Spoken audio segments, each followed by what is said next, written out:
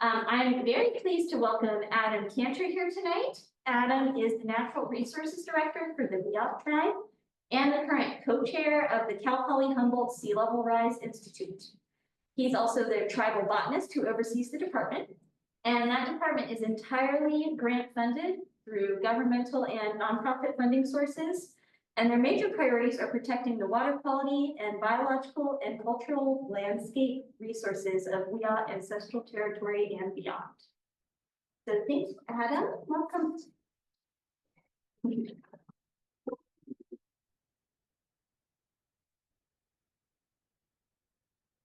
Thanks everybody for braving the bomb cyclone. I hope you enjoyed your first bondogenesis of the season.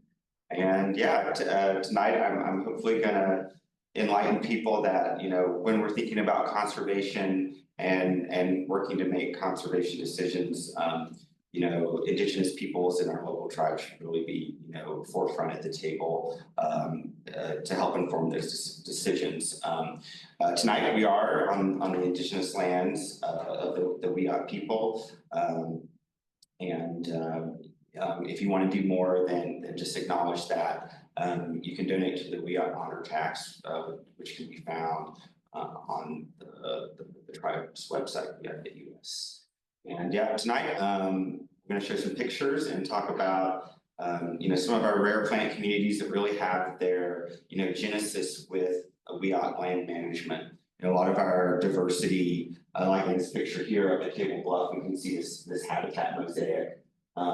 You know, completely on private land. So this is an example, you know, of a land that probably has high conservation value that is unprotected now, and maybe one day we can see this back in the tribe's hands.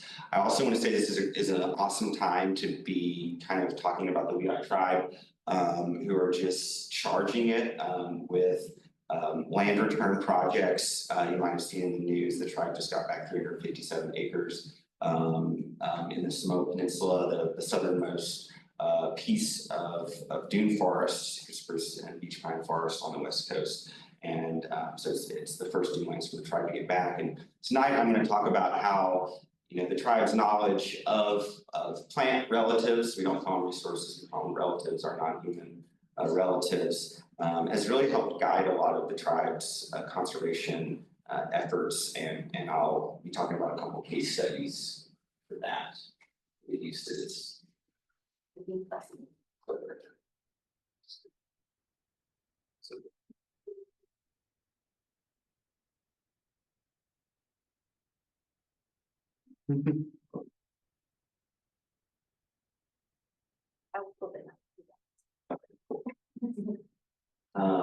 my next slide, we'll see here, might have the most, oh no.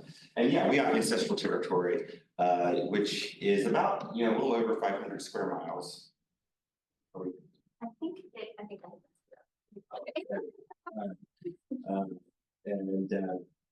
Yeah, you can't always go what the ethnographies say. You know, ethnographers like to put lines on a map, just like our modern geographers. And of course, ancestral boundaries were always fluid and a lot of times seasonal. But Wiyot ancestral territory runs from Bear River Ridge and Chalk Mountain in the south, north to the Little River, just south of Moonstone Beach and kind of east to Bear Summit. And all of the properties, the tribe is working tirelessly to get back all examples of kind of every habitat type that's found within ancestral territory. And the highlighted orange parcels there are areas that have gone back into the tribe's stewardship and ownership. And we're excited to just add Wiyot Tuck, which is the Samoa Dunes. And I'll be also talking about Marashawak, which is near King Salmon tonight. All right, lots of text, but this is to remind what I'm talking about tonight. So many times conservation decisions happen without the inclusion of Indigenous people. The original inhabitants of the place have been collecting knowledge about nature since time immemorial. Where priorities are made by, you know, a lot of times nonprofit organizations, government committees, and we know that most of the world's biodiversity occurs within land stewarded by Indigenous peoples. Now, I'm going to go through a wormhole on that in a few minutes, but Many of our rare plant communities, like I mentioned, are tied with indigenous land management practices, including cultural and prescribed fire. We're in an exciting time where the state of California is kind of leading the way on the 30 by 30 effort to conserve 30% of our lands and waters by 2030. And I think tribes should really be at the forefront of this. I think the state still has some work to do in engaging tribes on this effort. And so not only is it an opportunity for humans and non-humans to benefit from tribal ecological knowledge, but also for indigenous land return in the process.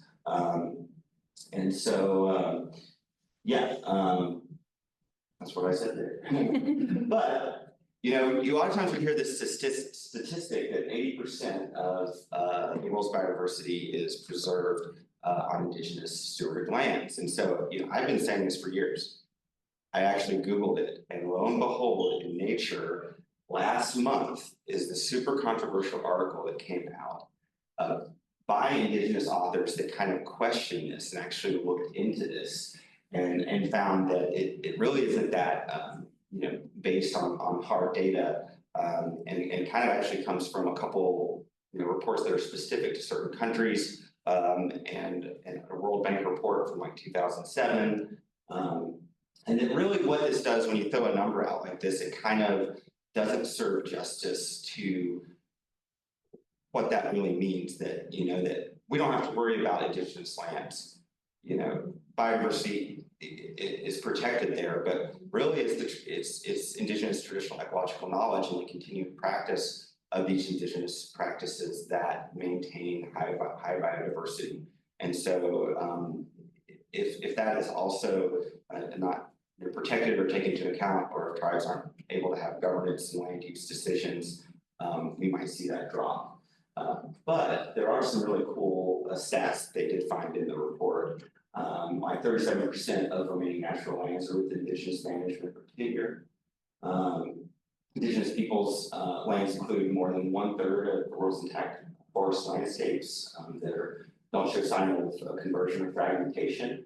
I think the next one's important for the zoo group here. About 60% of terrestrial mammals' habitats occur within indigenous peoples' lands. So I think that's really important when we're thinking about protecting species. The indigenous stewards of those species' homelands should also be consulted in the process. And then compared with protected areas, so even like our parklands and whatnot, indigenous lands have fewer alien species. Invasive species are, of course, another issue that we're dealing with, and continues to be exacerbated by climate change. And this is kind of what I was talking about with the reports of thinking about traditional ecological knowledge behind, biodiversity on indigenous lands. Is that assessing the impact of indigenous peoples on safeguarding biodiversity requires taking into account the complex interrelationships between humans and non-human nature, not just the number of species and ecosystems in the region. That said, I am a botanist, and so I do think looking at things like plant diversity and species richness is a way to quantify biodiversity. We also see other peer-reviewed articles that are kind of highlighting the importance of tribal knowledge about plants in conservation. And now I'll kind of talk about some Wiyot places, ancestral territory, and some of their really exciting land back projects that have kind of been guided by ethnobotanical knowledge. So we're here at the north of part of ancestral territory, the little looking south. Towards Bear River Ridge here, Wiyot. And the tribal really leaders a few years back in protecting Wiyot from industrial energy development. And a lot of that fight actually had to do with knowledge of the plant diversity on the ridge. That's up on the ridge with some tribal council members. And there's just a plethora of culturally important species that are found up on the ridge in rare plant communities. This is has a lot of different common names, but fritillaria, checker lily, Indian rice fruit, chocolate lily. and can just be found up there in the springtime. And it is a really important edible bulb and geophyte, or Indian potato, is their common name. And so as part of the effort to try to develop the ridge, the tribe pointed out that in some of the botanical efforts that were done for the EIR, but 81 different plant communities were found on Bear River Ridge. And so this is an area that, was known to be of importance to tribal gathering, for tamarack groves, for Indian potatoes. And 38 of those vegetation communities are considered sensitive by the state. So basically 50% of the plant communities found on the ridge are considered very sensitive. So you can see the column there, which is it a sensitive community? Yes. And this is just an example of one of the pages. And so that landscape is still kind of unprotected, but one day I think Bear River Ridge is the longest contiguous coastal prairie in the state. It is one of the biggest conservation opportunities we have on the North Coast. I like to share this photo. It's one of the first photos of a Wiyot in 1915. This is Mad River Annie at Mad River Beach. And I like to just, if you look at all the different basketry materials that are gathered in front of her and kind of think about the generations of knowledge that kind of went into the management of the plant species that provide those fibers and basketry materials, and just effort to tend the communities to be able to save fiber, to be able to produce those. In the back on the big redwood planks is kind of where they make out that there's a bunch of surffish that's drying, which are also a really important resource of the tribe. Our basket weavers, the north coast of California, is known throughout the world for some of the most complex and intricate basket work and designs. And that's really tied into the knowledge of the land and of managing the land to be able to produce fibers like hazelnut, as far as spruce root in here, bear grass, which isn't really found nowadays on the immediate coast, wood warrior fern, to just name a few there. Oh, and I want to say, if you look at this picture, one thing that you don't see is European beach grass, which is one of our big invasives. It looks like there's a Bronia, Sand verbena, maybe some beach dune tansy right there. And before the beach grass had worked to stabilize the bottom water of the Mad River spit, when it used to come out right where the parking lot is today. And you can see the dominoes and the Killingo Bluffs and Chigacho, if you've been to that really nice natural area in Killingo. And the Wiyot are protected by the redwood curtain, which is constantly putting pressure on our early successional plant communities on the coast. And along with spruce, took a lot of management to kind of maintain our coastal prairies from being encroached by young forests, like this one out at Table Bluff. These were some of the first lands to be taken by force away from the Wiyot people and converted to irrigation pasture grasses. And so California coastal prairie is considered one of the rarest native vegetation types in North America. And I don't like to put too much weight on ethnographies, but this is from the one Wiyot ethnography by Llewellyn Loud, who was actually friends with Jepson, one of our foremost Western taxonomists, who talks about most of these prairie patches have left to themselves and have produced forests, but the natives were accustomed to growing them anyways to get various seeds. Today, this was in 1915. Today, he was saying there's more wooded area in Humboldt County than there was in quite a century since. And so, we're 110 years from when that quote was made. And so a lot of our prairies have become more confined. And we do know, both the oral tradition and ethnographies like this from Driver up in 1939, that the Wiyot we're regularly burning in this situation every 2 to 3 years to get better berry crops and seed crops. Increase seed habitat for deer and other animals. And now we'll talk about some of the rare and sensitive natural communities and plant communities that are kind of associated with Wiyot lands. We're looking at Calamagrostis nucensis here at Cable Bluff, the Pacific rheagrass, which is kind of the keystone of the coastal prairie. Today is actually quite rare on the landscape. Bunch grasses are great because they store lots of carbon underground and are more resilient. Just skunk right outside the door. Aw. We have many resident skunks. But yeah, like under wildfire, whereas forest systems lose most of their carbon, bunch grasses maintain those after fire events.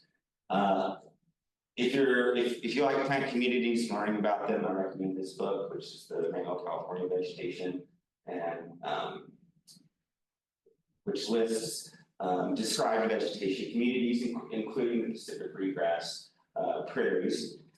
So any community that has a state rarity rank of S3 or lower, so S1, 2, or 3, is considered sensitive and has to be assessed in environmental review documents, and so it gives it one more layer of protection to be able to argue for the protection of these vegetation types.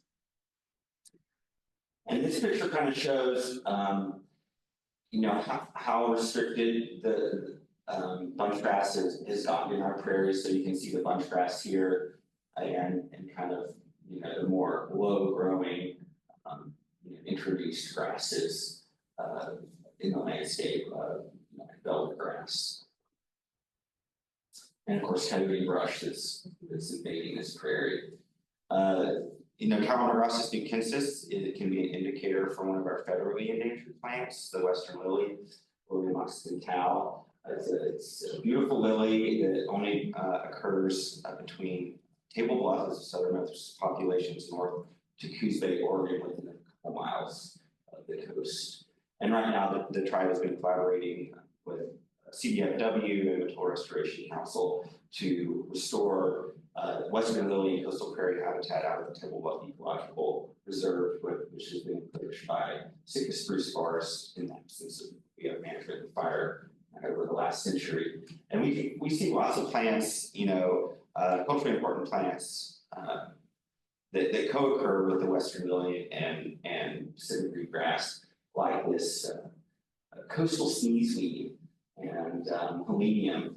And you can kind of see it down here. They have these really almost like spinach-like succulent leaves that are a food crop in the spring.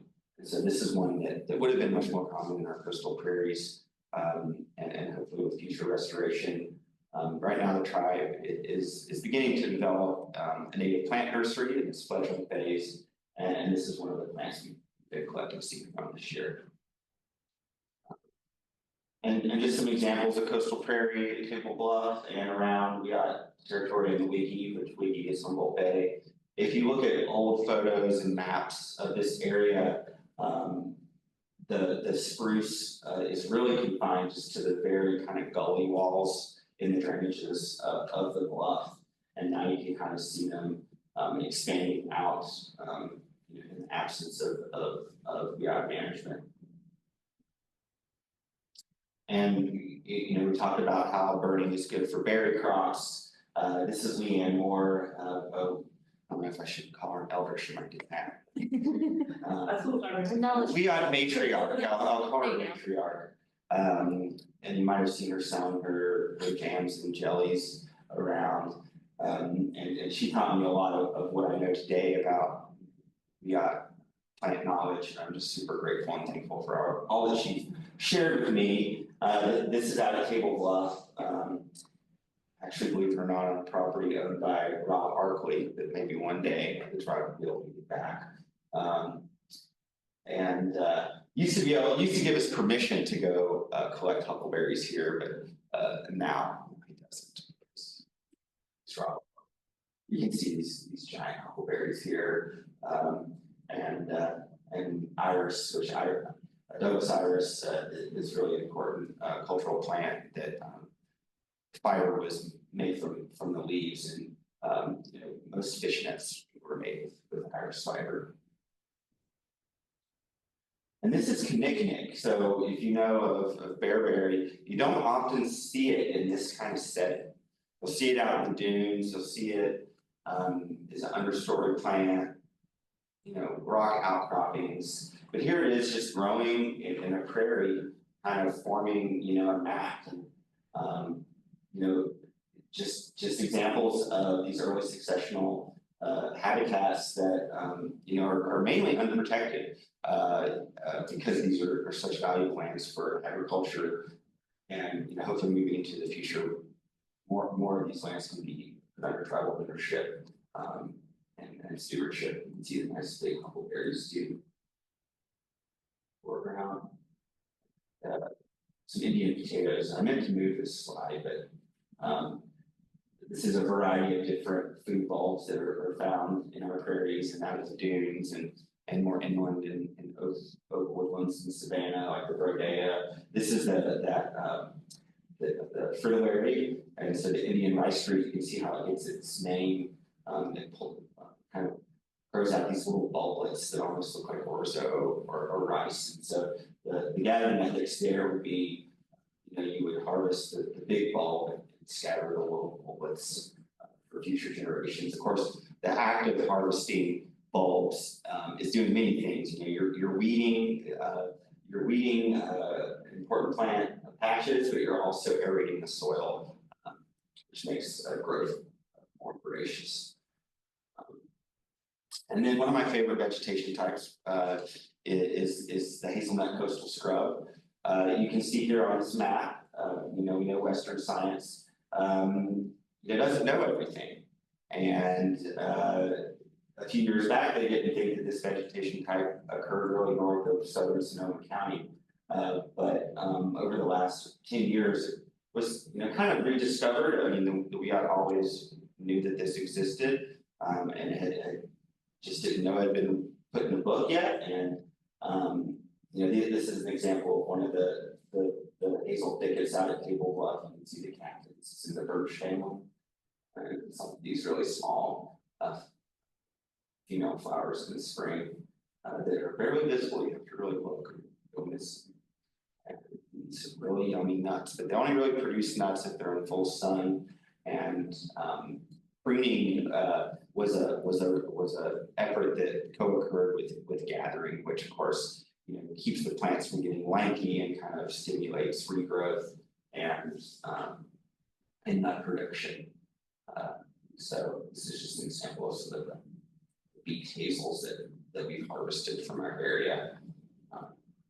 And a good place to see this, there's not a lot of examples of this on public land, is at the Azalea Reserve in McKinleyville, which I think is an ethnobotanical landscape where you see a lot of plants that you don't see very often together on the immediate coastline. Western azalea, another early successional plant. The Ceanothus thistleiflorus, so the blue blossom. There's pepperwoods there. It's just a really diverse landscape. And here you can see the kind of maroon these old branches in an unprotected scrub patch on Table Bluff. So lots of this habitat is unprotected. And another example from the ethnographies of noting how hazel was burned for better basketry work.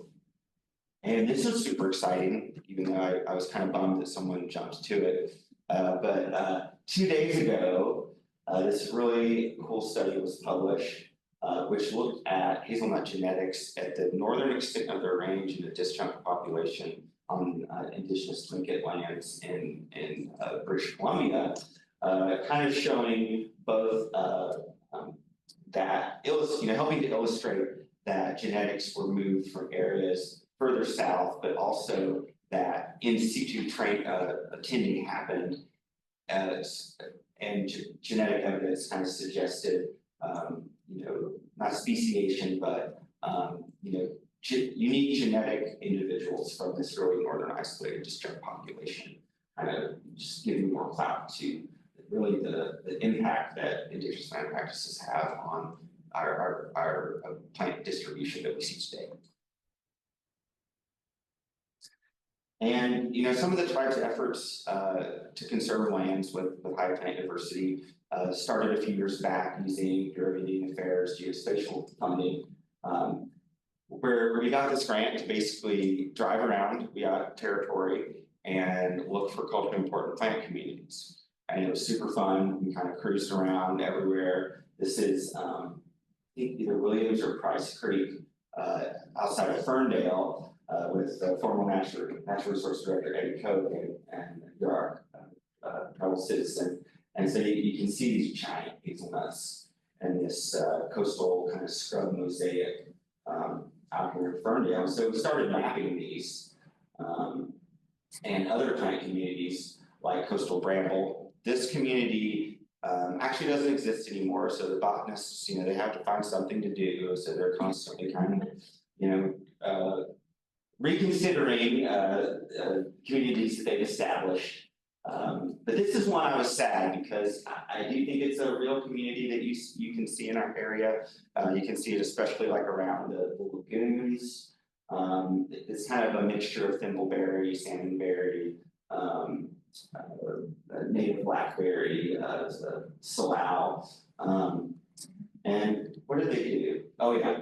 So now they moved this into this salmonberry wax myrtle scrub, which you do see salmonberry and wax myrtle together, but I don't know about this, but it still is an S3, so it's considered rare. You can see its greater distribution further south. And salmonberry is a well-loved berry by the Wiyot. It's one of the first berries that people talked about when I started working for the tribe about 10 years ago in the Rosaceae family. Lots of that out of the Azalea Reserve too. And you see how similar the flowers between the thimbleberry and the salmonberry are. Both fruit species, which berries are really delicious too. And as part of this mapping effort, we were driving around King Salmon one day and we noticed this really cool undeveloped parcel, right beside South Bay Elementary and the Tip Top Club. I've never been there, and as the years went by, we were using this GIS data set for different things. We use it for tribal consultation to evaluate impacts from development projects. And we never really used it for conservation, but we noticed this parcel was for sale and got really excited about it and started looking around for grant funding. And the tribe actually received the first Ocean Protection Council environmental justice appropriation for Indigenous land return as a means of climate resilience. That's a mouthful. But we're excited about it. And not only is it a super diverse property in Sitka spruce forest, of course we're at the southern end of Sitka spruce, really important for tribal basketry, as I said. And so you can kind of see here how much of a habitat island the property is. Now, unfortunately, and I can't believe this was even possible in 2013 or 2014, this really old spruce forest was logged. It's a rare natural community, and the property owner actually lost money in the timber sale, which is just the most heartbreaking thing. But has over 14 acres of freshwater wetlands that used to connect more readily to the bay, that are predicted to be inundated by even 0.5 meters of sea level rise, but it has those upland habitats as well as habitats that marsh will be able to migrate inland with sea level rise, and they're really giving it that high conservation value, because a lot of the lands around Wiyot or Humboldt Bay are really confined by development or our road systems, and so there really aren't many properties like this that will allow for species migration under sea level rise. one of our rare plant communities. It might not seem that rare to some people around here, but it's the Carrots of Nukta, our sluice edge marsh. Our fishery staff, Marissa McGrew, there is standing water in here year round, and they actually found a fish in here, sticklebacks. And so, now this area is really kind of disconnected from the bay. Want to learn more about species. The tribe just acquired the property in 2022, so we are still learning a lot about the ecological diversity on this property. Not actually stage, water parsley, S30. Yet another good reason the tribe protected this property: development is rampant right on its borders. Look at this, and so. Yeah, and this was reported, but nothing really happened. They just got a slap on the wrist. Dumping all this sediment into the tribe's watersheds. And so, now the tribe is doing water quality monitoring and hopes to continue to do that. Still really investigating some of the, toxins like chromium-6 that we've identified in some of our sampling. Of course, we've got a lot of invasive species at the property, and the Wiyot Tribe have really shown leadership and stewardship in this respect, like they did at Tulawat Island, which was contaminated by a former dry dock. Went in, got EPA funding to clean up the property, and really improved the health of the bay for the whole community by doing so.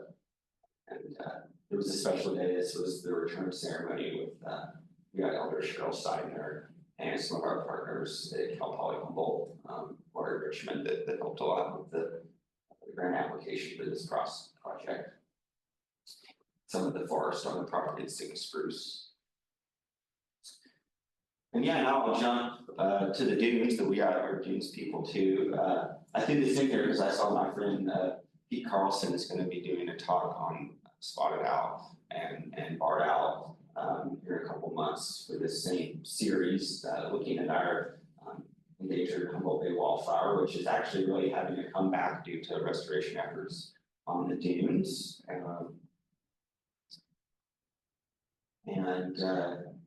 We ought to have a rich history with the dunes, a lot of cultural sites there. This is on a field trip with the Wiyot Second Doc program at Noel Dunes, which has a really impressive Indian potato garden. So this is a Burdea terrestris growing with Kinnicknick. I think I mentioned earlier, Kinnicknick is kind of a world herbal medicine that is used for renal problems, and was also just a food crop, the berry, the sandberry, that apparently was a real art to cook in baskets, as you want to cook the sandberries right before they explode, or you're forever banned. And we're kind of weeding out some encroaching beach pine and annual grasses that are invading that opening. And the staminodes, which are the false stamens, you can see they're notched here in the Burdea terrestris, which can be one of the diagnostic tools if you're trying to identify between Burdea species and the key. And one question we have out here, you can barely see it right there, but it's one of those Indian rice fruit bulbs. You can see how deep it is into the duff. So this is an area that's been unmanaged for a long time. And so the question is, how much duff can these bulbs handle before they get suffocated? And we can also see some yerba buena vine tea, a really awesome native plant, culturally important plant.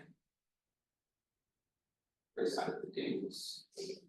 And so yeah, just last week on November 13th, in the historic land return, the Friends of the Dunes, along with conservation partners, gave back over 357 acres of the Samoa Dunes, part of the Wiyot village site that was really tied in with the Tulawat site, where there was the main Wiyot ferry across the bay to Jurajiji, which I did mention earlier, that's where we are today, is the place name for Eureka, Chiricahua, which means where you sit and rest, because just canoe across the bay, you need to rest before you go to your next place.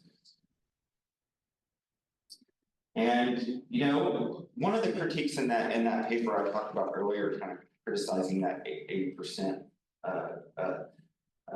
statistic, is that, well, we can't quantify biodiversity and not all species have been described.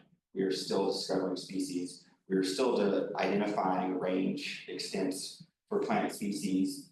Like this little Pipsissewa here, Haemophila ninsicii, really important medicinal plant to a lot of our local tribes, that was thought to only occur above 1,500 feet in elevation.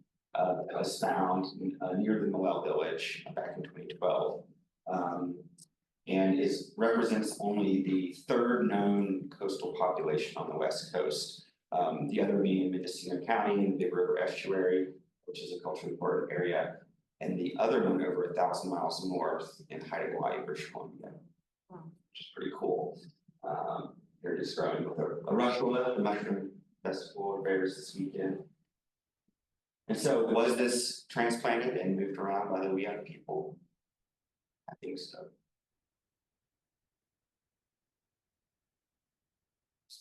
Yeah, and got a small kind of publication on that range extension back in 2012. And there's just an example of some of the awesome habitat that has been protected in the Wiyot Tribe Samoans and wetlands. Doug fir, which in some of our other protected lands, like Malel and Langford Dunes, there's not a lot of Doug fir. It's kind of in the oldest, most succeeded part of the dunes, and there's a lot more of that older dune forest, and local geologists are where so some of this part of the forest shows signs of never really being impacted by tsunamis in the past. You can see the large epiphytic weatherleaf fern, Wiyot Tribe.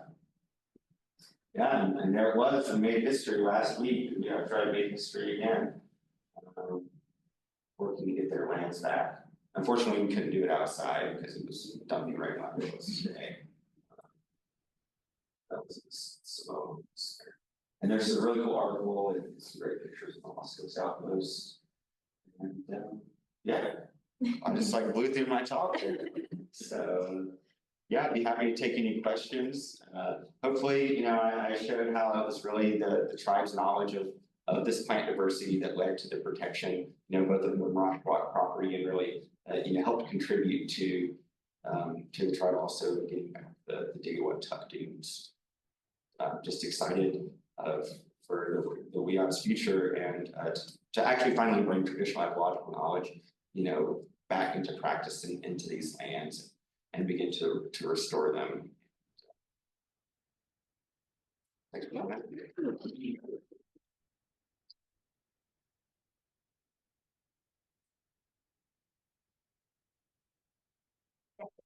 Questions, feel free.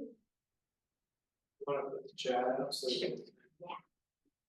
Yeah. So Adam, what's the plans for controlling it so that it doesn't become homeless? Yeah, that's a good question.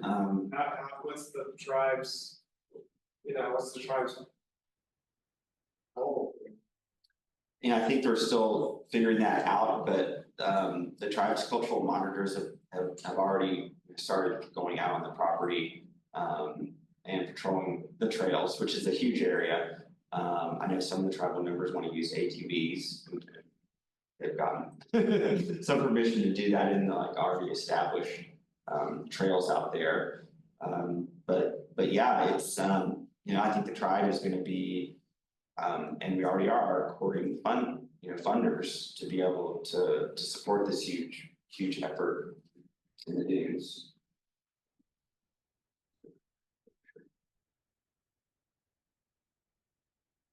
Not only just funding to, if people don't know, this area was really impacted by illegal camps and multiple tons of trash hauled out over the years by Friends of the Dunes. And so it was a huge effort to kind of get it cleaned up. And the tribe had to deal with a lot of contention of people kind of questioning, like, can you do this? Can you do you have the capacity to do this? And I think it really just made the tribe stronger in their reserve to want to take this on. And I'm really excited about it. I think looking for funding is top on the tribe's plate. Really, the tribe should be entitled to the same funding that other government agencies like the BLM and the Forest Service get to manage their lands. And that's something that I know the administration has really been looking into. But same with the Marashawak property. You don't want to set anyone up for failure. So land return is great, but it has to also come with funding to manage the properties, to control the properties. You don't really know about the land unless you're out on the land. Fortunately, these days it takes time.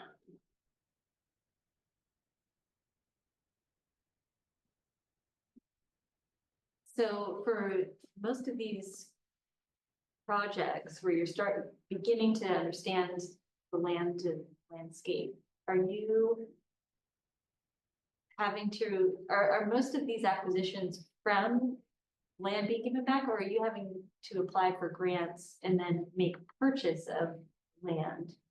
What seems to be the best strategy? It's a good question. It's kind of, I guess, 50-50 these days.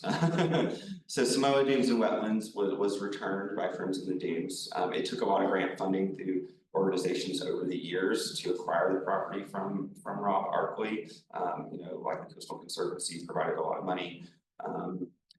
But with Marashawak, that was directly, a $750,000 grant, that was awarded by the Ocean Protection Council to specifically purchase that property. It came, with a few $100,000 to help develop a management plan and to kind of get the ball rolling with beginning to plan the restoration activities out there to just have people out on the land, because it's another site where we've had issues with illegal camping and just trespass. It's kind of been a public space over the years, which has been kind of cool. There's a lot of local ecological knowledge just from the neighborhood residents about the property, and we run into mushrooms out there all the time. But of course, Tulalot was originally the 1.5 acres that the tribe first got back was purchased, just through fundraising, through bake sales and Indian taco dinners and stuff like that. And then the city of Eureka, returned the remaining majority, but it really took the tribe kind of initiate effort. In the beginning, of course, the Tulalot when it returned was very historic. The first kind of instance of a municipality returning land to Indigenous people.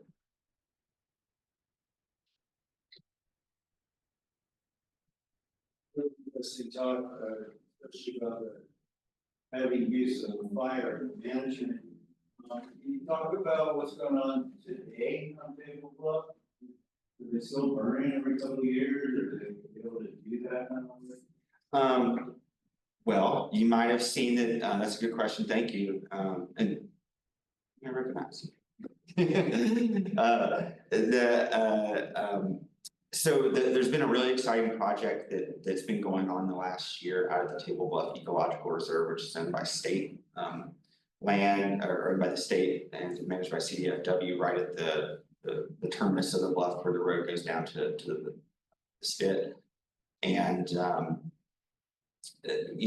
fire hasn't been directly employed to it has been actually. This year, fire's been employed in the prairie out there. And, we're excited to see what comes back in the spring. But that's the first really instance, in generations since fire has really been used out there. Right now, the tribe is trying to work with CAL FIRE to bring fire back to Table Bluff Reservation through a $500,000 grant. But the state still has a lot to learn about funding tribes and kind of their undue burdens that they put on their on their funding. So we hope to bring fire back to the Table Bluff Reservation soon, and hopefully continue to, the state will continue to use it out, at the eco reserve for the Western Lily Restoration.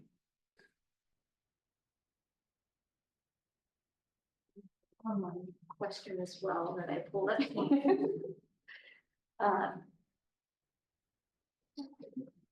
How can local tribal communities, conservation organizations build stronger partnerships to ensure community is included in future conservation efforts?